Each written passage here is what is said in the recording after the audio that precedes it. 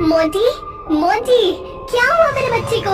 Monty की माँ Kavya Monty को बेसुध देखकर घबरा गई। जवाब में एक बच्चे ने कहा, पता नहीं आंटी क्या हुआ, मोंटी चलते चलते ही अचानक चक्कर खाकर गिर पड़ा।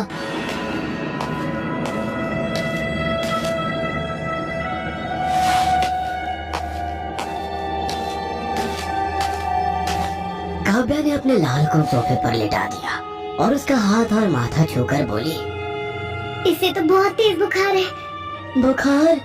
मगर स्कूल में तो ये ठीक था। तभी एक दूसरे बच्चे को कुछ याद आया। उसने कहा, आंटी, जहाँ मोंटी बेहोश हुआ था वहीं पर एक नींबू पड़ा हुआ था। मुझे याद आ रहा है, मोंटी का पैर पहले उस नींबू पर पड़ा था और फिर वो बेहोश हुआ था। क्या? काव्या का दिल किसी अनिष्ट की आशंका से कांप उठा। बच्चों के जाने के बाद उसने तुरंत डॉक्टर को फोन किया। मोंटी के दादाजी, जो मोंटी की फरमाइश पर रसगुल्ले लाने गए हुए थे, तभी वो लौट आए।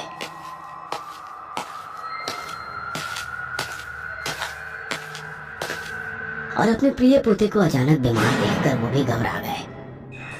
कुछ देर बाद डॉक्टर आया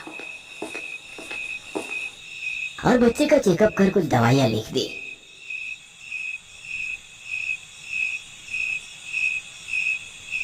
देखिए, बच्चे को बहुत तेज बुखार है, इसे इंजेक्शन देना जरूरी है। कुछ भी कीजिए डॉक्टर, मगर इसे होश में लाइए। आप धैर्य से काम लीजिए, तेज बुखार में कभी कभी ऐसा हो जाता है। डॉक्टर ने सिरिंज भरी और जैसे ही मोंटी की खुली बाह पर इंजेक्शन लगाने की कोशिश की, तभी मोंटी ने आंखें खोल दी। उसकी आंखें तेज बुखार से लाल हो रही थी, लेकिन उसमें कुछ ऐसा भी था कि काव्या भी डर गई और डॉक्टर भी। मोंटी के मुंह से भर्राया हुआ स्वर निकला। डॉक्टर एक बच्चे के मुंह से इतना डरावना स्वर सुनकर चौंका। उसने मोंटी की तरफ देखा, तभी मोंटी ने उसका इंजेक्शन वाला हाथ पकड़कर इस तरह उमेट दिया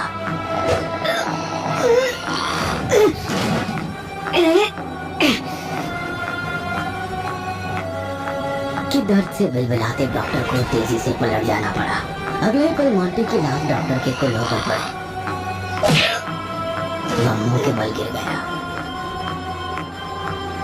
एक 10 साल के बच्चे में इतनी ताकत देखकर डॉक्टर हैरान था और डरा हुआ भी। वो अपनी कलाई मलता हुआ उठ खड़ा हुआ। मोंटी दोनों हाथ सोफे पर टिकाए किसी बड़े आदमी की तरह बैठा और डॉक्टर को घूर रहा था। उसकी आंखों में क्रोध के भाव को देखकर डॉक्टर के हाथ पैर फूल गए। उसे लगा बुखार ने बच्चे के दिमाग पर हमला कर दिया है। वो लड़खड़ाता हुआ उठा और अपना बैग उठाकर तुरंत भाग गया। मोंटी की हालत देखकर उसके दादाजी और माँ का इतना साहस नहीं हुआ कि उससे कुछ पूछे। काव्या की तो वैसे ही टांगे कांप रही थी। उसने भयभीत नजरों से अपने ससुर की तरफ देखा। उन्होंने आंखों ही आंखों में उसे आश्वस्त किया कि सब ठीक हो जाएगा। तभी एक दिल दहला देने वाली घटना घटी। मोंटी के शरीर में नींबू के जरिए प्रवेश पा चुके प्रेत ने टेबल पर रखे मिठाई के डब्बे को देखा। उसने वहीं बैठे बैठे अपना दायां हाथ लंबा किया और डब्बा उठा लिया और फिर गपड़ गपड़ एक ही सांस में सारे रसगुल्ले खा गया। तत्पश्चात उसने जग में रखे पानी की तरफ देखकर एक लंबी सांस खींची। आश्चर्य, जग का पानी एक धार की शक्ल में मोंटी के मुंह में सामने लगा। यह दृश्य देखकर काव्या बेहोश होकर गिर पड़ी।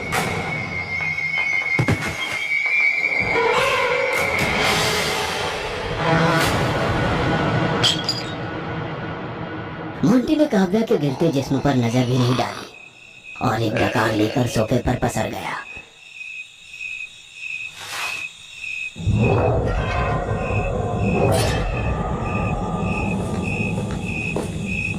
उसके बूढ़े दादा ने मोंटी को किसी तरह बेड पर लिटाया।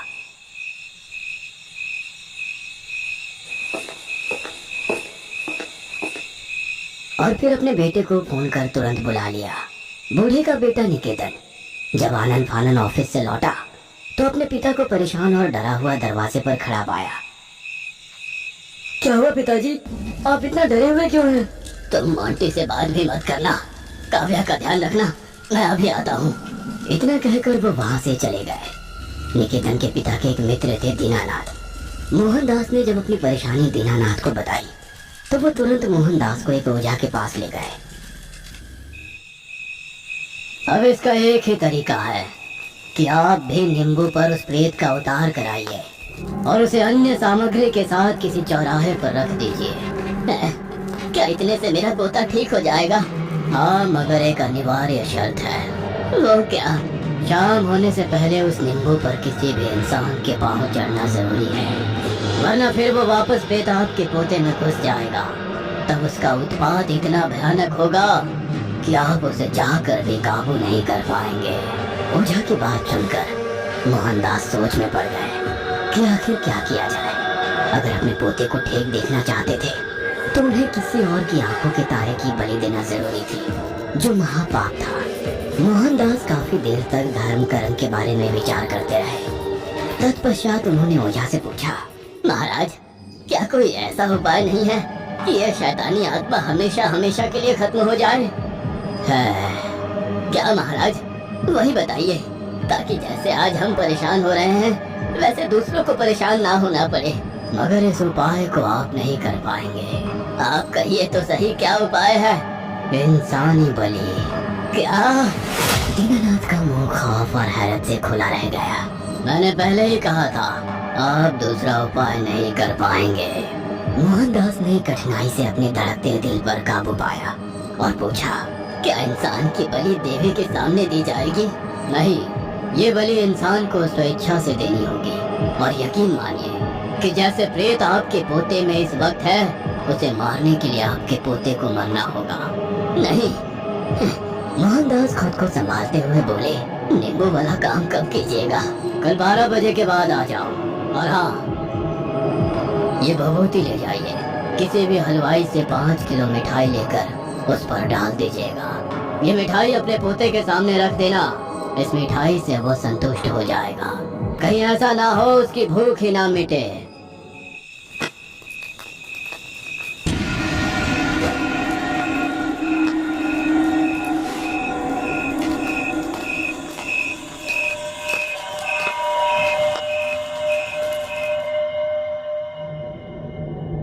भभूति लेकर मोहनदास ने अपने मित्र को उनके घर छोड़ा और हलवाई की दुकान पर चल गए।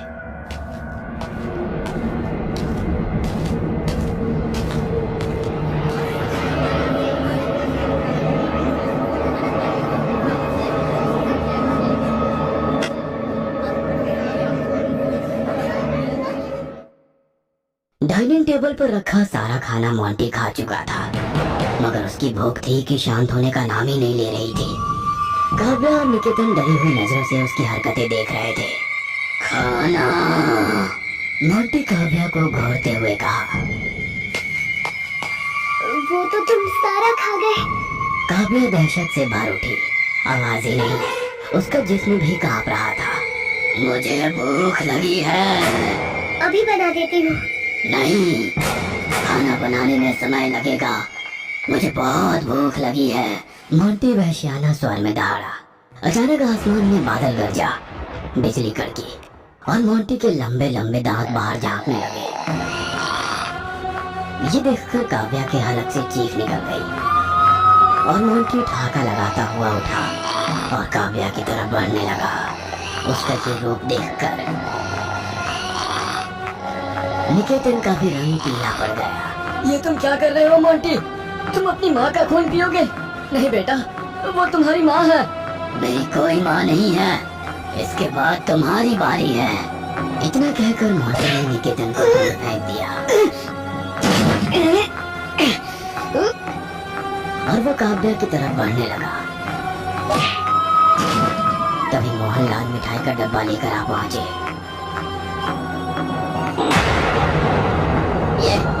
ये लो, तुम्हारे लिए लड्डू लाया हूँ। पहले इन्हें खा लो, फिर भी भूख लगे तो तुम्हारी जो मर्जी वो करना। मोंटी भूतों की तरह लड्डू पर टूट पड़ा और सारे लड्डू खाकर उसने लंबी डकार ली और बोला,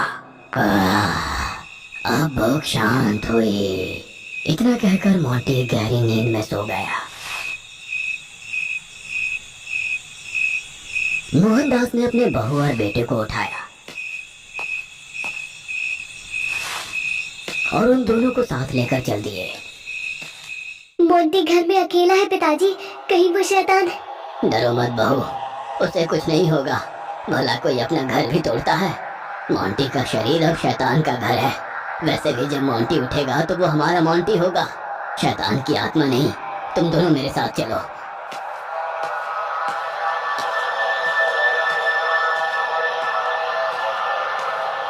वो तीनों ओझा के पास पहुंचे। ओझा अपनी पूजा समाप्त कर चुका था। उसने मोहनदास को नींबू देते हुए कहा, मैंने आपको जैसा कल बताया था वैसे ही करना। शाम होने से पहले इस नींबू पर किसी का पैर पड़ना जरूरी है।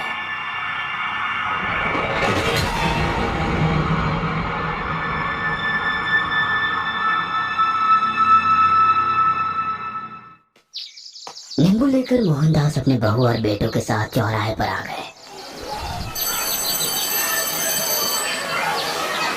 स्कूल की छुट्टी हो चुकी थी, बच्चे जा चुके थे। सड़क किसी विधवा की मांग की तरह सूनी पड़ी थी। एकाएक मोहनदास की नजर एक बच्चे पर पड़ी, जो हाथ में फुटबॉल लिए इधर ही आ रहा था। वह बच्चा मोंटी का हमउम्र था। उसे देखकर मोहनदास की धड़कनें तेज हो गई। उन्होंने मन ही मन कहा, चलो अब हमारा मोंटी ठीक हो जाएगा। मगर तभी उनकी आत्मा ने उन्हें देख कहा, मोंटी तो ठीक हो जाएगा, मगर ये बच्चा भी तो किसी की आंख का तारा होगा, किसी माँ का लाल होगा और दादा दादी का दुलारा होगा। वो शैतान इस बच्चे के शरीर में घुसकर वही उत्पात मचाएगा जो आज मचा रहा है। हे ईश्वर, अपने बच्चे को बचाने के लिए किसी दूसरे के बच्चे की बलि नहीं। तब तक वो बच्चा बेहद करीब आ गया था। 2 कदम बाद ही उसका तीसरा कदम नींबू पर पड़ता। उसी समय मोहनदास ने लपक कर बच्चे को पकड़ लिया और उसे नींबू से दूर कर दिया और अपनी जेब में से एक पुड़िया निकाल कर खा ली और रास्ते में पड़ी नींबू को अपने पैर से कुचल डाला। ये देखकर निकेतन और काव्या सकते में आ गए। ये आपने क्या किया पिताजी? मैंने एक और महापाप होने से बचा लिया। अब तो वो खूनी प्रेत किसी को तंग नहीं कर पाएगा, मेरे साथ ही मारा जाएगा। कहते हुए मोहनदास का मुंह बेहद भयानक हो गया। मोहनदास के साथ साथ उनके भीतर प्रवेश कर चुकी आत्मा भी चीख उठी।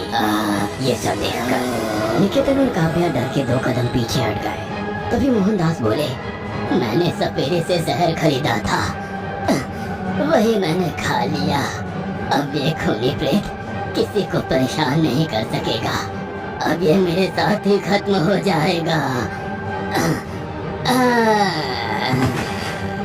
मोहनदास के शरीर को एक झटका लगा और उन्होंने दम तोड़ दिया। धीरे धीरे उनके शरीर की बनावट बदलने लगी। उनके साथ साथ एक शैतान की लाश भी नजर आने लगी।